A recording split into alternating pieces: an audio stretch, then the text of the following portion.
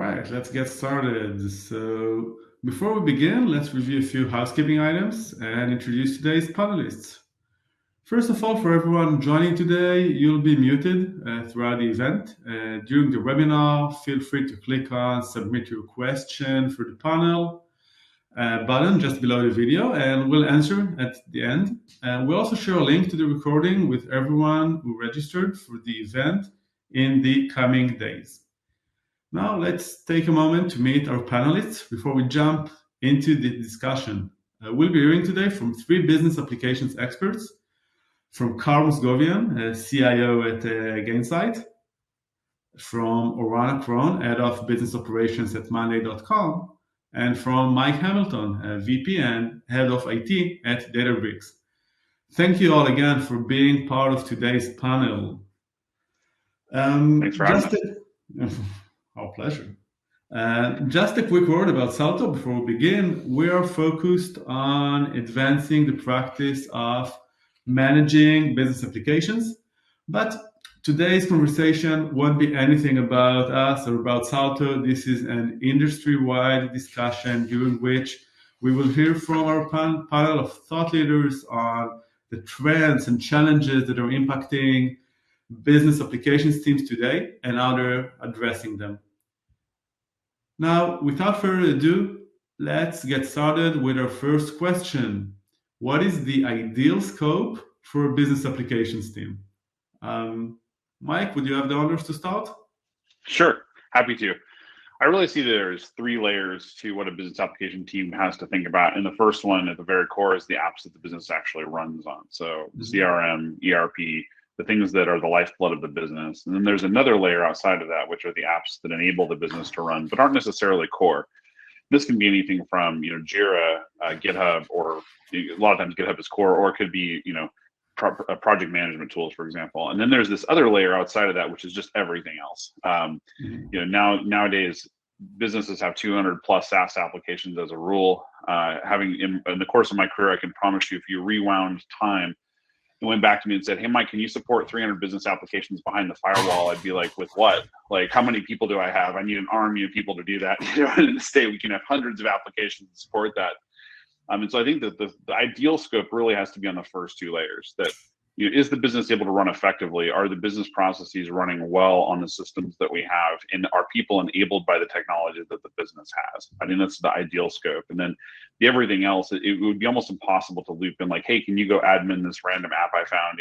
That's not going to be a good job for somebody. And I think the department has to own that. So in my opinion, that's the ideal scope. Yeah, we were seeing similar with other companies. Now, I think an interesting question is the team basically order takers or solution designers? Meaning, is the team the one who should be part of designing the actual business processes or just implementing them? Orvan, what's your take on this one? So first of all, I must agree with Mike regarding the two layers. Like the way we see it, especially in the business application or business operation world, and especially in Monday, like the first layer that Mike shared with us, it's kind of, the way I see it, is kind of the operational database, like Salesforce and whatever, it can be the ERP, CRM, whatever. And then, which it's different from the BI tools, right? Because in BI you can model it, but the way we vision it, like the CRM and ERP are kind of the core of business application that enable us to do, and it's the surface for any business processes. So it's a good question. Either the people who manage it, either the solution architect kind of, or part of the implementing the business processes, I think it's come together. If you want to build kind of any business process in a measurable way, which at the end you will go do it in the ERP, the CRM, you must have business orientation in order to build it right. Like I believe that back in the days, like where the business is to come to kind of a technical team, tell them this is what we need, kind of designing for them, and people just used to get tasks and implement it. It's kind of it's not relevant anymore, and it's not effective in terms of scaling not only about the group, but also scaling the business, scaling the data, with to be data integrity, scaling the profession on the way you're implementing your solution. So I think it comes together. and it's a way of partnership between the business with defining the process. And our goal in the business application or operation world is be able to take these business processes and make them as a measurable way. So I believe the answer would be a mixture between solution architect and part of the business processes. And I can share that in monday.com, especially in the way we built the group. So we have sales operation and business application teams inside the business operation team. So the sales operation are kind of the more helping with the business to build the processes, and now they are kind of the product to the business application team, which they are developing the solution. So it comes together. Yeah, this approach of thinking of the business applications team as a product leading team is something that we're starting to see in some modern companies. It can be a bit confusing in some cases. So I'll be curious, for example, Carl, do you have a good analogy for explaining what is the business applications team? Oh, I don't know. I don't know if I have a good analogy, but I think it's definitely very process oriented. And I actually think it's in some ways the biggest value that IT brings to the table, because, I would give this example, right? The RevOps team can manage their processes, right? And the revenue accounting team can manage their processes. We can help them. We can help them automate a lot of those things. But only IT can really look at the quote to cash process, right? Mm-hmm. No one else has the visibility across the whole end-to-end thing. And that's where all the difficulty lies, right? If life was just about, hey, can you optimize the process of doing billing? Okay, great. That's, that's pretty straightforward. But when you look at the challenges that companies have, it's exactly in these cross-functional processes and how data moves across these applications and how these processes fit together. And so to me, that's the most important scope for business applications team, is to provide the company with that holistic view of huge, vitally important cross-functional business processes. Yeah, I completely agree, especially with the proliferation and the number of business applications that you're seeing today. We're seeing many hundreds of those in companies, which is mind-blowing, as you need to actually manage those and build processes on top of them. Yeah. And it's interesting because the SaaS world has created a different type of unicorn that we need. And I see this unicorn sort of evolving from different force points. So you have people on the business side that understand the business domain, like a finance person that really understands financial processes, that ends up with the system's interest, for example, and then becomes the unicorn on that side because they understand the context of the system inside that domain. And then you have some people who are more on the system side that develop an interest in finance process, and then they also help bridge that gap. But I think in the history of the discipline, there's been a gap between the domain that the system serves and the technology that underpins it. And more the professionals are having to bridge that gap and understand mutually that there's value to be delivered by both. And to Carl's point, IT is the only team that really bridges the whole gap, because we have to see every lane and organize the players in each lane. Yeah, and it gets to the organization of the team too. Like, one of the things that I shifted to a long time ago, I remember being in a world where you had like the SAP team and the Salesforce team. And then at some point along the way, I realized what you need is an SAP delivery team. You need technologists who know SAP, but then you need business analysts who own things like quote to cash, right? You can't have your business analysts aligned to technologies, because what they're really supporting are business processes, and those cross the technology platforms. Yeah, and quote to cash becomes kind of a product then, right? Like you kind of need a product manager for like, how do we optimize this? Because there's so many pieces to it. I think that's a great way to think about it. Yeah, so we exactly I totally agree with the terms of kind of a product. I think that in the new age, we look at any business process as a product, kind of our product is a process, and the way we use it, kind of a philosophy of between product and R&D back then, that the operation teams that are in the groups with sales, customer success, can be marketing, whatever. They are kind of the product of the business application teams, and they're working closely together in the same group, by the way. In order, first of all, I can ask the same question: who makes the decision which tool to implement, right? It's either the business or either the business application or the business operation teams. So again, I think as long as you keep the philosophy or the principle of keeping data aligned and processes are working well in the entire departments, so it gives kind of the ownership into the business applications or business operation team. And I believe that you must, like, it comes together with the operational aspect. So the way we see it is kind of sales operation can be the product of the process, and someone from a dev or business application can be the executor, and they're working together, speaking the same language, understanding the business, and moving fast. Yeah, and I think that's a great segue for our next question, which is, how did the business applications team evolve in the last 5 years, and what trends do you predict we'll see in 22? And for example, what are the right success KPIs for business applications leaders? Have they changed in the last 5 years? Because I think we're seeing in the industry that things are changing.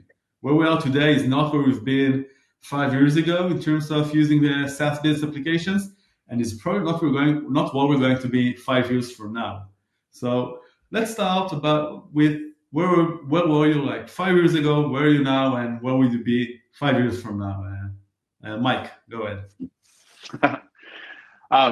Where we were 5 years ago was there was this huge transition where SaaS companies sold directly to the line of business. And so as a result, there was this term coined that was shadow IT. And I never liked the term very much because I really feel like it's the business team trying to innovate and trying to solve their problems, but sometimes without help. So just like, hey, this person's selling directly to me and I'm going to go implement it. And I have plenty of war stories where those scenarios, like this, but the sales guy promised me this, and then we got in and it didn't do that. So we've gone through this evolution over the last 5 years of finding better partnership. And I've seen that grow with the business where IT's at the table with them, helping them make decisions around what to buy, generally speaking, through the procurement process. So this department's trying to buy a SaaS application. Let's get IT to the table and make sure that we're making the right calls. Let's get security to the table, et cetera. But I think that where there's still some struggles is around who quote unquote, owns the application. And IT experiences all kinds of crazy things in this domain, like what I call the hot potato problem, which is that the department owns it for a while, and then they're like, dude, I don't want to own this anymore. I still need it, but I don't really want to own it anymore. And we're going, IT's like, what? Like, what is it? Or we're like, well, we've been somewhat involved. And then there's the more clear paths, like I've run into this several times as well, where IT didn't own the business application initially, and then there's all these sort of role-based access controls and kind of IT operational things that the business doesn't have time to do, and they start to say like, hey, I need your help.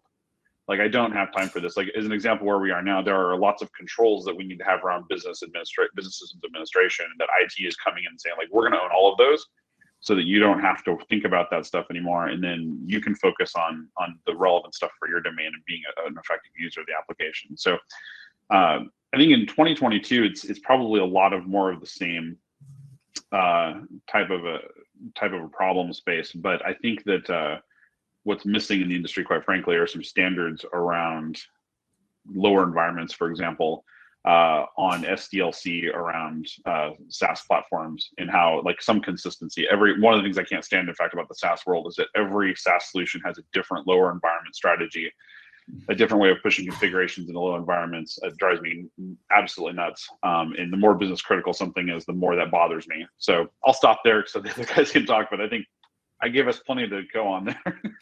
Yeah, by the way, Carl, Mike, you know that I'm very passionate about standardizing the way that we work with those business applications. Yep. Carl, is there, for example, something that you worry about now that you'd never have worried about 5 years ago? Well, I think Mike really nailed the most important thing, which is just the SaaS world has created this much more federated environment, right? And so IT used to just own everything, and we just don't anymore. And I don't think that's going away. So as far as trends go, frankly, I think it's something we need to learn to live with.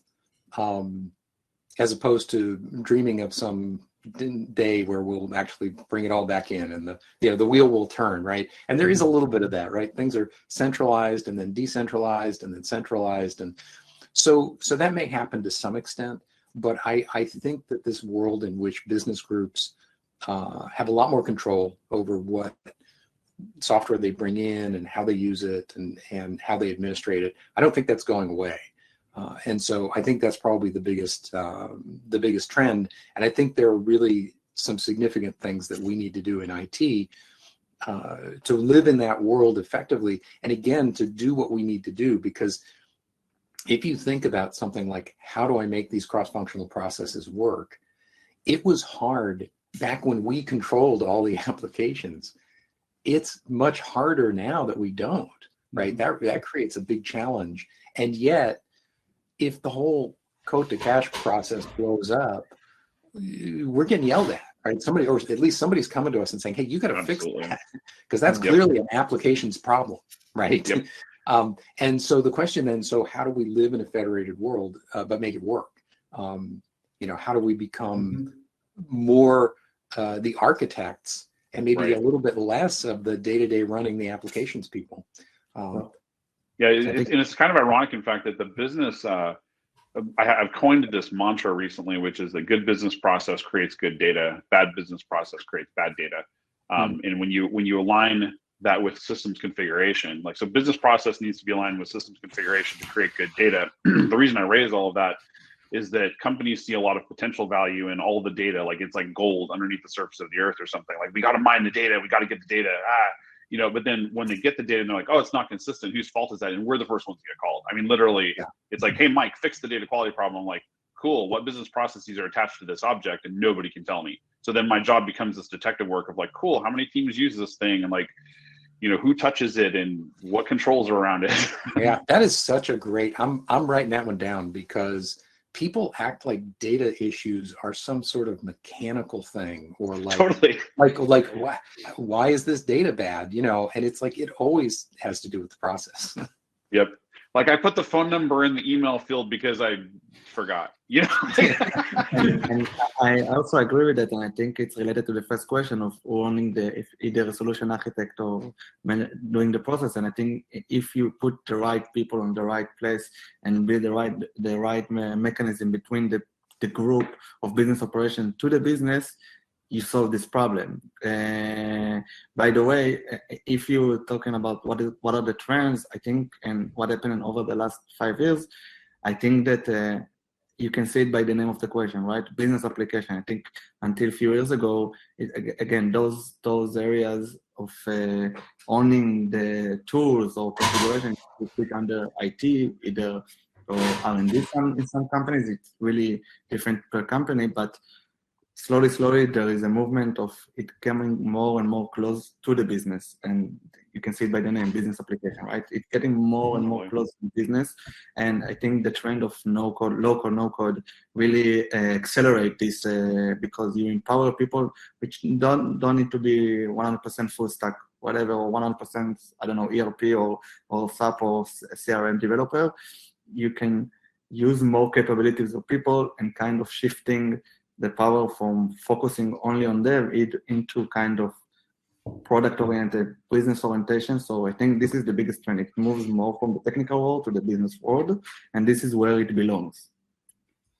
Yeah, I agree. And by the way, we're hearing some great insights today. And for the audience, don't forget to submit your questions so we can answer them at the end of the event. Now, our next question actually, it continues and builds on what we just discussed, because we're seeing that the actual DNA and structure of those teams is changing over time. So what is really the ideal structure and employee DNA of the business applications teams, and how do they engage with other teams? How does it work for you today? Carl, take a stab at it. Yeah, I think the main thing I would say is sort of obvious based on everything we're saying, which is that application teams need to be very strong process,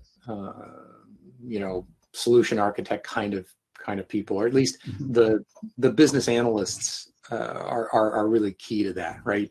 And the back-end technologists, honestly, that back-end technology piece is becoming smaller and smaller.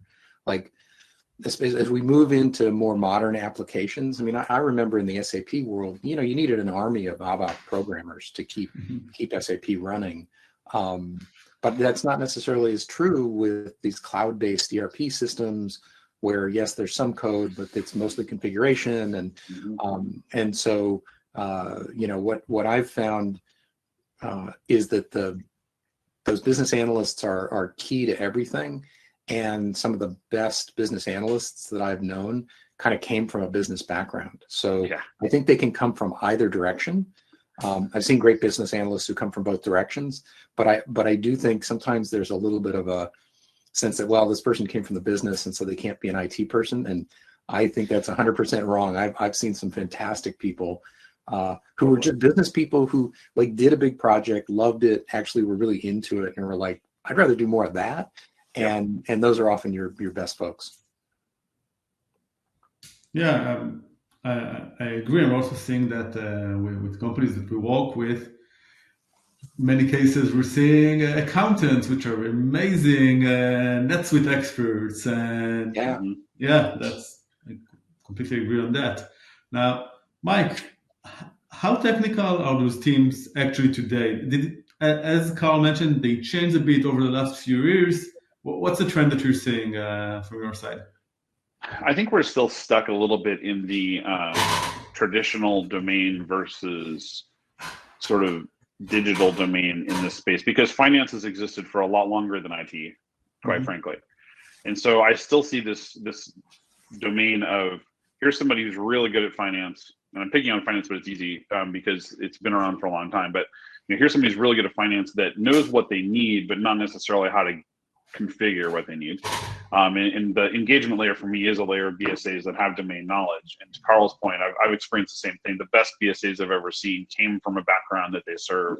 And my engagement model focuses on assigning BSAs to departments where they do have some domain expertise. So my go-to-market BSAs have a background in go-to-market. My G&A ones have G&A background, so that you understand and you can speak the vocabulary of those folks. But I think that the ideal state for the industry is what Carl was talking about around a great accountant. Carl and I were talking about this great, like, finance person or accounting person that geeks out and finds this untapped nerve that they've never seen before. And they're like, oh my God, I also really like NetSuite. There's a person I worked with who was an expert in internal audit. And she came into MuleSoft at a time when we had lost a person in finance. And so it's like, hey, I know you're internal audit, but how would you like to do the NetSuite rollout? And initially she's like, oh God, I mean, cool, sounds interesting, but I've never done that before. And I saw this spark go off in her, where her propensity to dig, which she got from the audit side, made her an expert in the system. And then all of a sudden she's like, oh, this is fun. And then now she loves NetSuite, and she's still an expert in NetSuite and other finance applications. And it was cool to watch, but it was also like pointing to the next evolution of, this hybrid sort of ownership model is really what's going to go on, where there's the partnership between IT and the business, and there's even a gray area in where the expertise comes from. But the one thing that the business typically is never going to enjoy doing is the IT general control type stuff. So doing change control around the system, doing the role-based access control analysis, doing the principle of least privilege implementation, that's the stuff that I don't think the business is ever going to be all that interested in. And from an IT perspective, it's consistent for us all the time. We always have the same sort of lens we have to put on these things. So I think the hybrid model would go more towards the business having some of the expertise, and the nerd, they'll be geeking out pretty hard, but the partnership will be strong, and IT will be doing the stuff that they don't want to. Great. Building on top of that, Oran, if you could hire one extra person today, what role and what type of person would you hire that would make a change? Good question. In order to answer it, I will, if you don't mind, I will be happy to answer the question like, what is the best structure, and then I will take it further, because for me, the way to explain it is kind of explaining what we did in Monday. It's the best example I can give, and it's kind of the philosophy we believe in. So I think in order to build the right structure and the right DNA of employees, there are several things you need to do first. So first of all is kind of what is the mission of this group, business operation, right? Or in other company, it could be business application, we call it business operation. And it's we define it as kind of enable the business to grow and grow their impact. This is kind of the mission. And what do you mean grow? Is kind of building the right infrastructure for all business team to hire more and more people. And also, how do you make the performance instead of 100%, 200%? And then we realize, okay, in order to do that, the right structure to be is bringing kind of BizOps people that have 3 hard skills. What are those hard skills? Is business orientation, kind of technical orientation, and analytics, right? Because it's kind of a loop or complete itself. You find a problem or a process. If it's broken, you find a solution. Then you need to kind of implement it, and then you need to analyze after you implement if it's working well. And then you find a new opportunities, always recycling it. And based on this kind of philosophy, we built the group. We said, okay, of course, when you're a small company, everyone can do everything. But in order to scale it, we took those 3 hard skills and kind of structure it to 3 different teams. We have operation people. They are kind of the more business orientation, but they have technical skills, so they can speak the same language with devs. Then we have kind of the business application in the business operation team. We have the business application, which are more kind of CRM developers or ERP. And we have business analysts that are analyzing and finding new opportunities. And then these cycles that always work together in every domain. It can be under the sales, under the marketing, whatever. It's kind of executing really fast, finding new opportunities. Is bringing kind of a philosophy of devs and product into the business world. And in order to do this, kind of the right DNA of those people, they should be really working as a trusted partner, moving fast, service-oriented, and bold because they're making a lot of decisions. They must have orientation for the business and understanding why we are doing it. So this is kind of the philosophy we brought to the table. And if you ask me what is the person I need tomorrow morning, I would be happy to have a person that have all those 3 hard skills, and of course the soft skills of what I mentioned later on with the oriented to the business or service oriented or trusted partner and can do approach. And then sky is the limit, right? I can put them in any team, but as long as you have those hard and soft skills, all good. Sounds great. Now, as we've just discussed, so now we have this new team, group of business applications. Do you feel like it has a seat at the table? Where is the CEO, for example, of your efforts with business applications? Carl, I can see that you want to take this one. There's a quote that I heard from the great Ralph Lauren. I don't know if he invented it or not, but I really love it, which is, if you want a seat at the table, pull up a chair. I think we have as much a seat at the table as we create for ourselves. But I think people who sit back and expect people to come to them are disappointed. And so I actually think we need to be having those, quarterly meetings with our executives. We need to be thinking about how we contribute to company objectives and not be shy. And by the way, I've never had anybody turn down a meeting where I said, hey, I'd like to meet with you and see how I can help you more, right? I think you can go to your CEO and say, listen, that corporate objective to, increase our revenue by 15% this year? I think I can help us do that more. I'm pretty sure they'll take that meeting, right?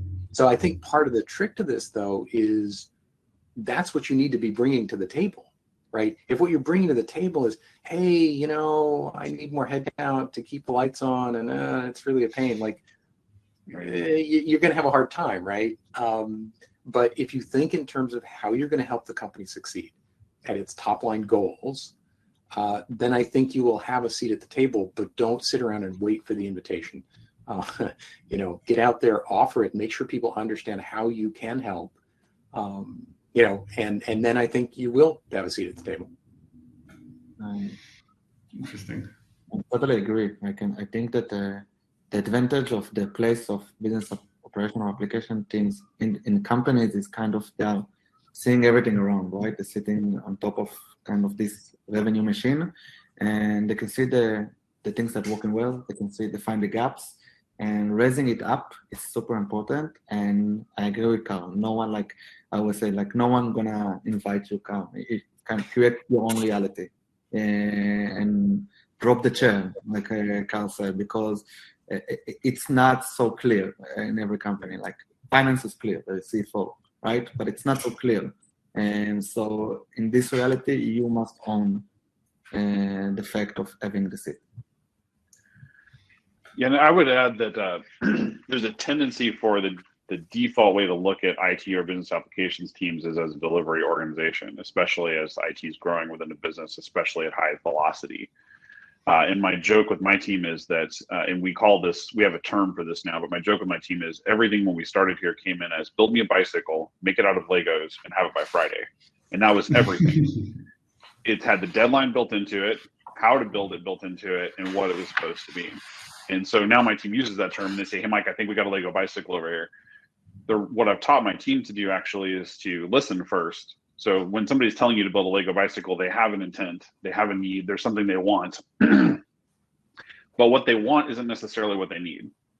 And so what I've had to work with my team on is let's listen to them first, let's document what they capture, but then let's have a process that helps them derive what we actually need to do for them. And the best version of this I've ever seen when I worked for Salesforce, Joanna Olsofsky, who's an amazing CIO, had built a design think practice inside of IT. And so she had all the leaders trained in design think. And design think is all about reframing the problem.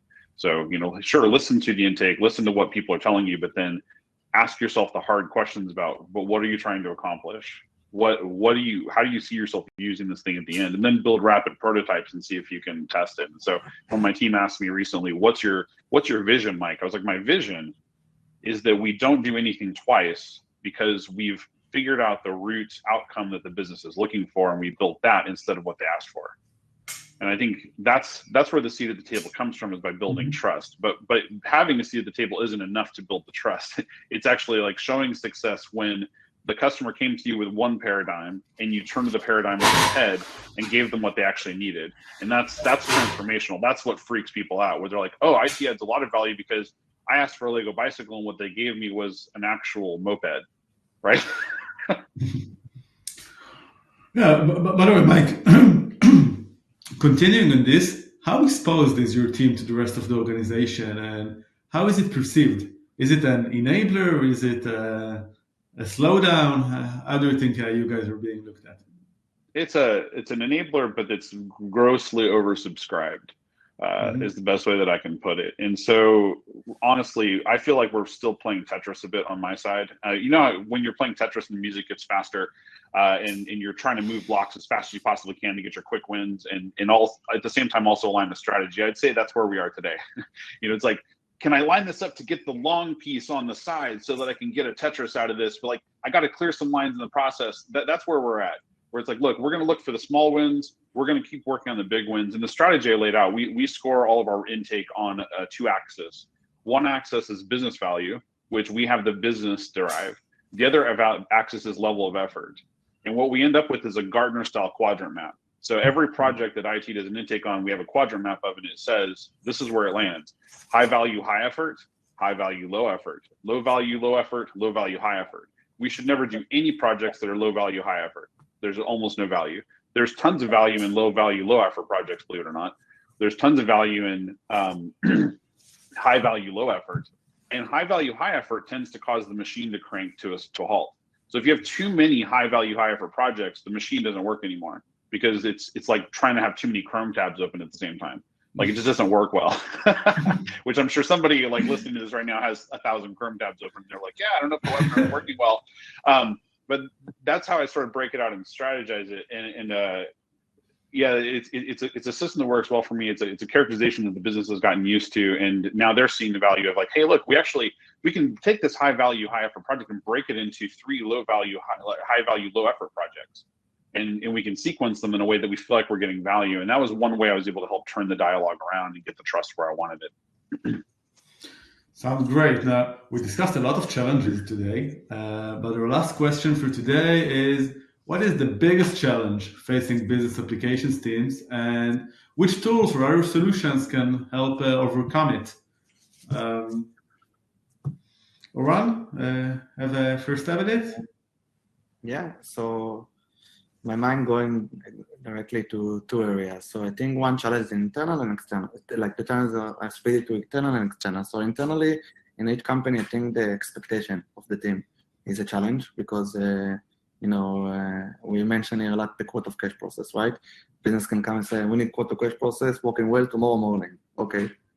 They're like understanding what does it mean. I need to build it, like reflecting it outside from it, because it's a lot of technicality involving there, and reflecting to your stakeholder is kind of can be a challenge. And then setting expectation can harm the team, right? Because then it creates a lot of pressure. So kind of setting expectation internally, but externally, I think the trend of there are more and more new tool, and I mentioned the no code, low code that comes to the table and solve specific problem.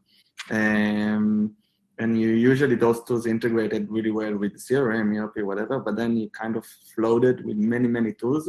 And the way we split it in Monday is like between IT and business application, we said every tool that creates data should own by the BizOps, and every tool that is kind of enabling just, let's say, Zoom chat or Slack can own by the IT. And this helps us to define the line between those things, but you get flooded with many tools in the scope of business application, and then I think it's kind of those of unconsolidated structure can really be harmful for those team who owned and must make everything play together. All right, thank you, Oran. Carl, what do you think? What still needs to be built that hasn't been built yet? Yeah, I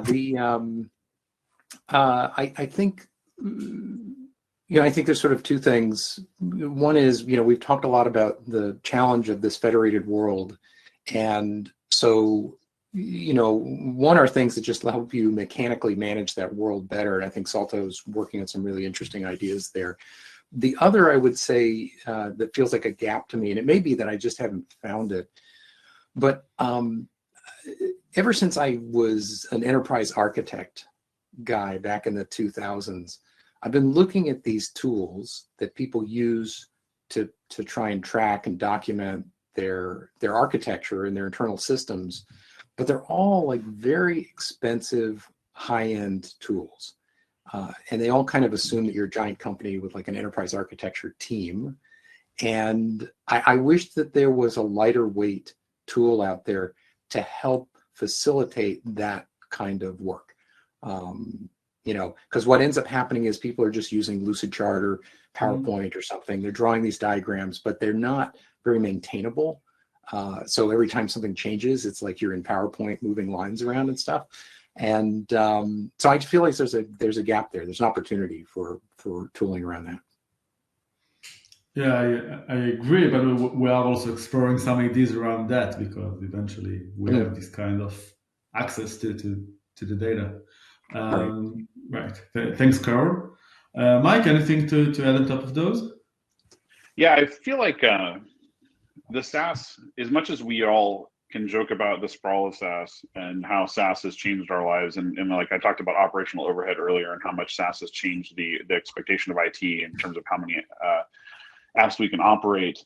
In many ways, the industry itself is still in its infancy, because I really feel like applications are not sort of aware of the rest of the business. And what I mean by that is that SDLC practices are very big. They're solid. One of the things I'm interested in with Salto, in fact, is the way we can sort of create an SDLC practice around SaaS applications and configuration.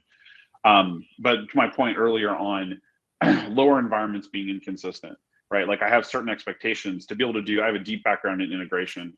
To make integrations work effectively, you need a good sandbox environment, and the sandbox environment needs to let you prototype exactly what will happen in production.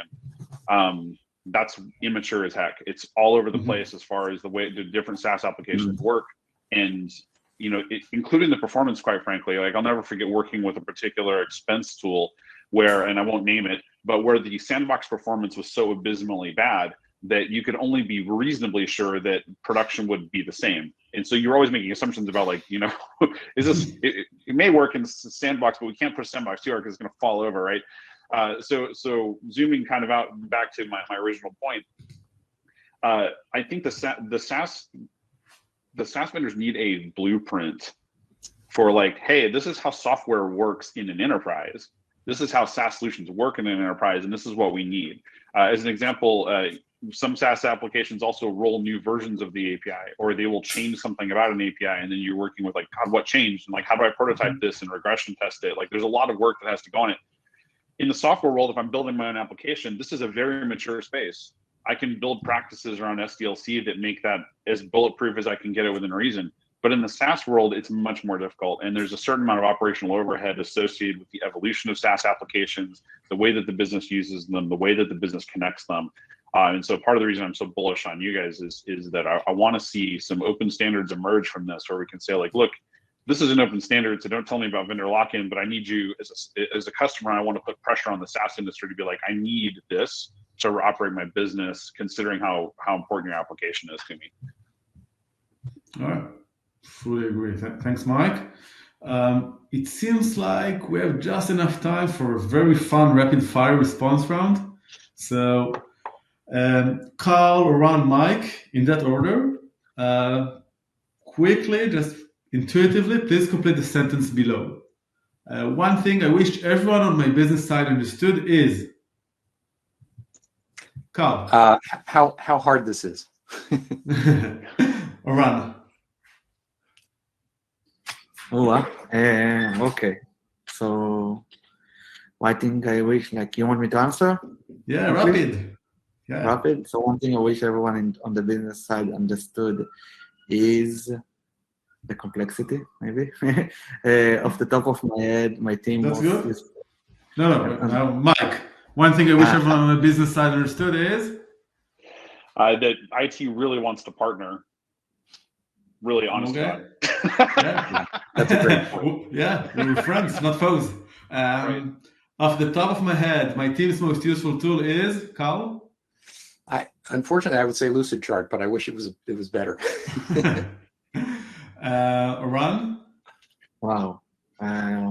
I would say Salesforce and Lucidchart. Okay, Mike. I also like Lucidchart. For me, it's Slack. Yeah, like it's. I know I should pay attention to Slack. Which is also Salesforce now, right? To get promoted in business applications, you must, Carl. I think build a great trusted relationship with the business. You know, when I have a business leader in an area like a controller tell me, hey, I want my finance business analyst to sit in my staff meeting because I consider them just like part of my team, that's a winner. All right. Eran? I would say you must have the can-do approach, be business-oriented, think as an analyst, don't take everything into put the doubts to things that the reality, like always try to innovate and bring new things to the table, and proactiveness. And Mike? I must innovate in ways that the business is surprised by. Surprised by is good. Great answer. Thanks. I will call it make the impossible possible. That's right. Thank you, guys. Now, we're already running a bit over time, but we have a lot of questions from the audience, actually. So let's just try to answer some of those. A good one is a question from Marty. He's asking if you have a rough estimate of number of analysts or engineers to number of internal customers that you serve, or do you see a different way to plan for hiring and sizing of the team? Right. So I definitely have an answer on this. A quick answer, which is that in general, I think unfortunately a lot of IT spending tends to get tied to the size of the company or revenue or number of people, and I think in the application space, I understand why that sort of has to be true at some level, but it's also maddening because it's all about complexity, right? Like, I don't care how many people you have. I don't care how many millions of dollars your revenue is. If you have a super complex quote to cash process, then you need applications people to make that work. And so either have that team or have a simpler process, or understand that you're going to have a lot of problems? So I think it's a really good question, and we had this internal debate about it long time ago, and we knew two things that I can say regarding that what you cannot do. Like, I don't think it's related to how many internal customers you have. It's more about how many operations you manage, right? And the other question, it cannot be linear. Like, it's not that as long as I hire more sales or finance or CS or marketing, like for every 50 salespeople, I will need one more engineer. If it works like that, it means that you're not effective, you're not efficient. You need always to look on the root cause. Like, the ideal world is building kind of a machine that right. works and everything grows easily. So I don't think going into a linear model of saying how much it's how many reps are having, and then based on that we will hire operation or business application is the right direction. It's more about what are the root cause, what are the operational mean managed, and what is the complexity. Our goal is reduce complexity, and by that you will have a lot of support, internal support maintenance. So then it will go over there. So. All right. Yeah, and for me, the engineering layer is a service that's provided to the business. And so an engineering service might be CRM development, or it might be ERP development or configuration or whatever. But those services to me then are exposed to the BSAs as these are tools at your disposal that you can use to help piece solutions together for the business. At the business layer right now, my ratio is about 1 to 3. So 1 business BSA to 3 departments, but it's not ideal. To Oren's point though, my expansion model is to pool them. So there's some with direct ownership of lines of business, but with a pool of resources to help throw more BSAs at it. And so in that case, I have to have a variety of domain expertise. My goal for next year is to get it to 1 to 2 approximately, but with some pooled resources so that we can have burst capacity. It's like, if, hey, look, go-to-market's loading us right now, let's get somebody in extra resources over there to help feed it in. To make sure we don't do things more than once, the more important thing is to frame it correctly from the beginning. Spend more energy on like, what is the problem we're trying to solve? What is the outcome you're looking for? And make it outcome based instead of delivery based, right? And it's not the Lego bicycle problem. It's like, let me help you reframe this. Let's understand what you actually want. And that takes a lot of work up front. So to me, the BSA layer is the most critical layer. They're the therapist to the line of business. Like, let me hear your problems. Go ahead and lay down on the couch. Let's talk all about it. I did an exercise with finance recently where I just had them, I said, don't tell me what you think IT can solve for you. I just want you to whiteboard what hurts. And they were a little bit blown away and taken back by that, because when they came to the meeting, their expectation was, I'm going to tell Mike everything I think IT can do. And I was like, no, I don't want to know everything that hurts. And then we'll figure out if IT can help. And we ended up with these clusters that work together, and we have a roadmap. So yeah, we have to be therapists a bit. That's great. I'll try to squeeze in one last question because we have a lot of good questions. This one is a question from Kate, who asks, where does your business application team fall in the organization structure? Is it under IT, under the business unit, as a standalone org, under the COO? Where is it in the org? Carl? Yeah, I mean, traditionally it's in IT. Occasionally I've seen it, in some other area. I actually think that applications is becoming more and more different in the SaaS world. Is becoming more and more separate, I think, from IT operations. And so having those things be separated is not crazy. I actually have what may be a little bit of a crazy idea, and I don't know anyone who's actually doing this, but when I think about it really at a high level, I actually think IT or CIOs, the most important thing they should be is the application person. And frankly, in a cloud-first company with no on-prem and no data centers and none of that stuff, I'm not sure that the IT operations stuff, like if I had to give something up, I would say, I don't know, I think facilities could handle managing, handing out laptops. It's just like handing out anything else. So much of the laptop management is outsourced. There's a piece that lives, I think, in security around securing laptops. Actually, that's another idea I heard raised recently that I haven't actually seen anyone do it, but of having IT operations be in security, right? Because again, the physicalness of the laptops is pretty easy nowadays, but the security is huge. And so what I think is the ideal state is, I think the CIO is like the chief process officer, and they own applications. And frankly, if you want to split things out, split out some of the operational stuff. Thanks, Carol. And one last response for this one from Moran, because I think you guys are structured a bit differently, right? Yeah, so the way we structure it's kind of more under the revenue guild, we called it. Let's say it's more historically in our company, but it's built bottom up from the revenue teams that contain the sales, customer success. We've built together with the revenue those groups, so we grow organically from there. So I think, and it's kind of an interesting question. Let's say, should it sit under the CRO, COO? There is a huge advantage of being under the revenue with the business. As I said before, we are part of the business. We are not just kind of providing a customer or customer and a vendor relationship. It's more we are going together. So because of this philosophy and everything, we located this group under the revenue guild. Right. So the one thing that's interesting about that to me is one thing I've always felt is really important is that the applications team needs to be neutral, right? Because like when you're doing something like quote to cash, like it wouldn't, I don't know that it works for any one of the teams involved to own the whole thing, right? It's like you almost need this Switzerland neutral third party. It's like, listen, I don't have any bias here. I just want the whole end-to-end thing to run.